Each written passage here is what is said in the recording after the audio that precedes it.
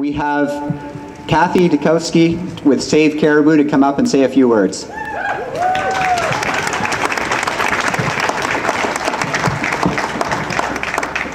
Kathy grew up in rural Nova Scotia in Caribou Mines, as a physical and health educator for many years.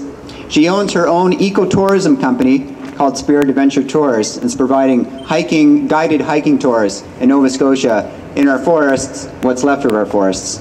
She's a member of Save Caribou Community Action Group. It's been monitoring harvest practices in the Caribou gold mines area for the last 7 years. And Save Caribou has been diligent in bringing the biomass issue and whole tree harvesting issue to the attention of the media, government, others, who see the damage that it causes to our forest. She and her group have lived the nightmare of watching the land around her community stripped mined for fiber. Please welcome Kathy.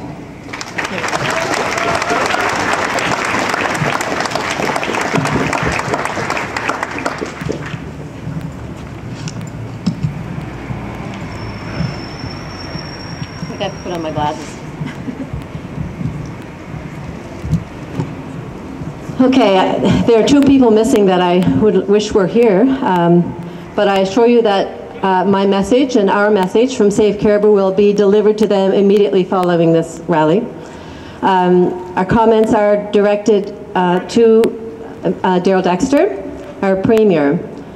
So I'll begin by saying, Mr. Dexter, I am from rural Nova Scotia and can safely say that my comments reflect the feelings shared by many communities in our province. I grew up in rural Nova Scotia where recreation involved long walks in the woods, skiing, hiking, fishing, and for many, hunting. Over the years, we have monitored and acted as guardians of our precious woods that surrounded our community. Logging companies have come and gone under our watchful eyes. In March 2009, the type of logging changed drastically. They were harvesting for biomass. We witnessed what was once a nature lover's paradise being literally ripped up by the roots and ground into shreds. The forest floor, with its delicate ecosystems, was churned by the heavy machinery like a poorly plowed garden. Along with this, we have witnessed a serious decline of wildlife, fish, and strikingly, there are no birds. In a few short months, it took just 6 men with their huge machines to lay flat more than 700 hectares of land surrounding our community. To put this into perspective, this is equivalent to 10 Point Pleasant parks, and that was just one of the blocks. Mr. Dexter, we are extremely angry and frustrated that this is allowed to happen.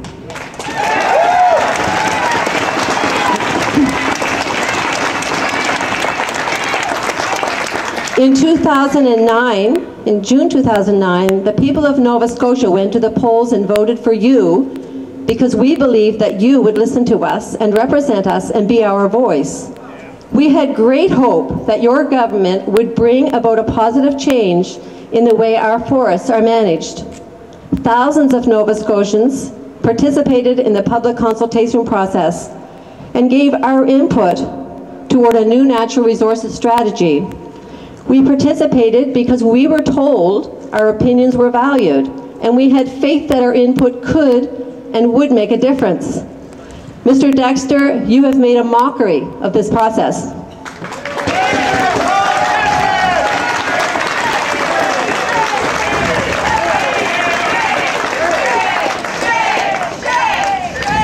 Many citizens attended the biomass hearings, the Dr. David Wheeler consultations on renewable energy, and have taken every available opportunity to be heard.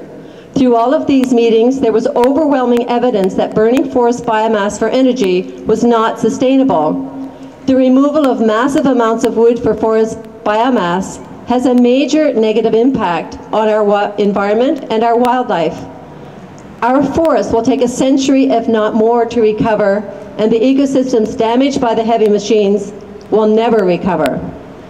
Despite ongoing attention and displays of the horrendous biomass harvesting, you continue to not only condone the practices, you are enabling it to continue with copious amounts of funding for large foreign forest companies who continue to degrade our forests.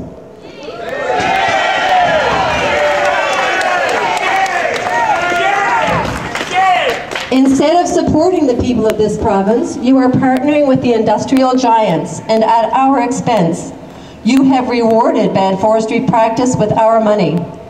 You have given consent for harvested crownland timber to feed a wood biomass-fueled facility.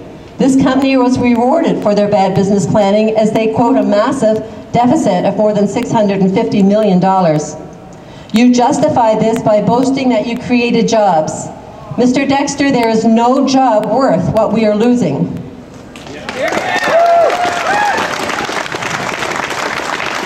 This is not only a very bad business decision. The premature decision to fund a biomass facility came before a biomass policy is in place.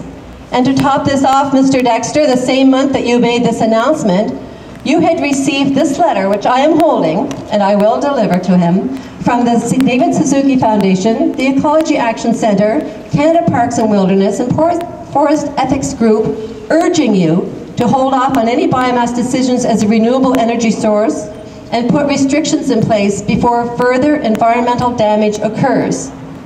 Mr. Dexter, you are ignoring science, and you are ignoring the people of this province who put you into the office.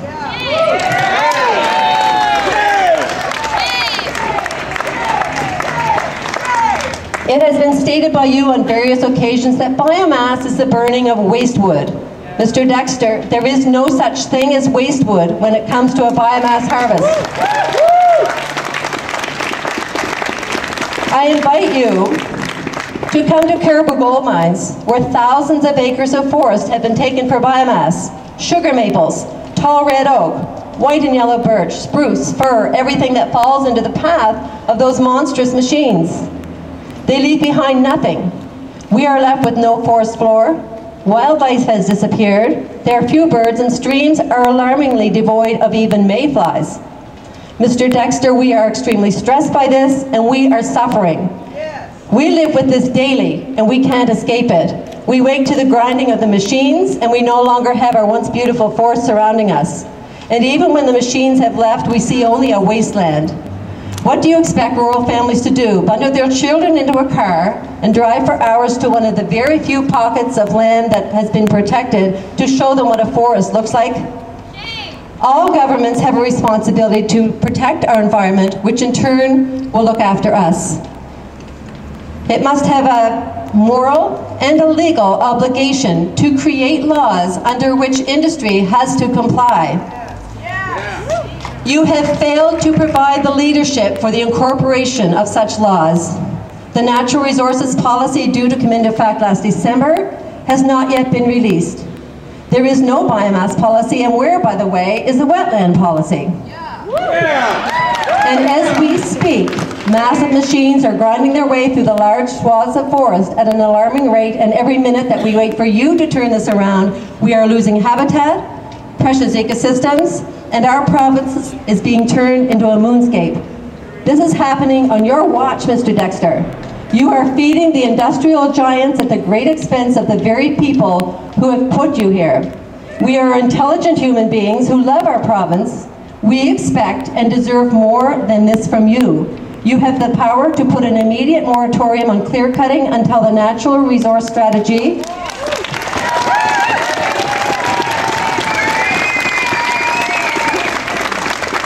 and a well-positioned monitoring system are in place.